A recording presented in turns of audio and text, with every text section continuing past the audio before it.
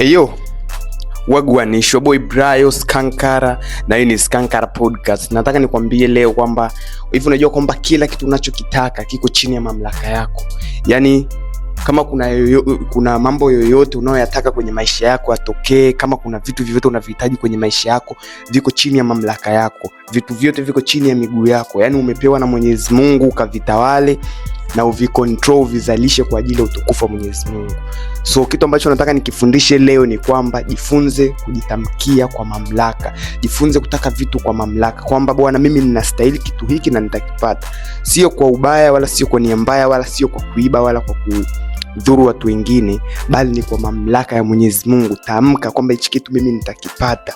Kwamba hichi kitu mimi nastahili maisha haya. Kwamba mimi nastahili kitu hichi. Kwa sababu uhalisia ni kwamba watu walio wengi siku hizi kwenye jamii zetu, hata wanaoomba, mtu anaomba kwa Mwenyezi Mungu lakini staili yake ya uombaji ni ya kinyonge na ni anaomba as hana matumaini au hana uhakika kwamba hicho kitu atakipata.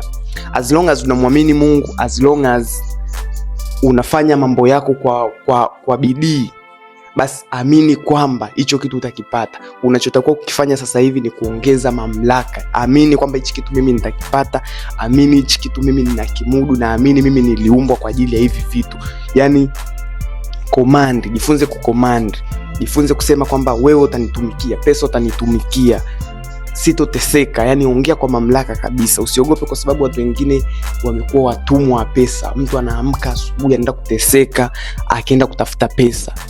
Unajua kwamba kutafuta pesa, hata kama tuliambiwa tutatafuta hizo pesa kwa jasho, haimaanishi basi mtu umie ama uteseke sana. Kuna watu wanafanya kazi ngumu sana lakini kipato chao bado kipo chini sana. Hiyo ni nini? Ni kwa sababu hawafanyi vitu kwa mamlaka.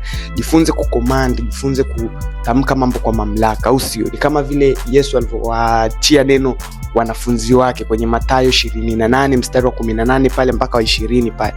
Anawaambia waende wakawabatize watu kwa jina lake, kwa sababu yeye ndo amepewa mamlaka. Kwa hiyo chochote yani ile Roho Mtakatifu aliyotuachia sisi huku duniani, basi atatuongoza sisi kwa mamlaka yale, ili mradi tubaki chini ya utukufu wake. Usimkufuru Mungu, usifanye nini, lakini jifunze kujinenea kwa mamlaka. Know what I'm saying? So shout out kwa kila mtu. Hii ni Skankara Podcast na huu ulikuwa ni ujumbe wangu wa leo. So make sure una subscribe na comment, una share kwa marafiki wenzako nao waweze kujifunza chochote, au sio?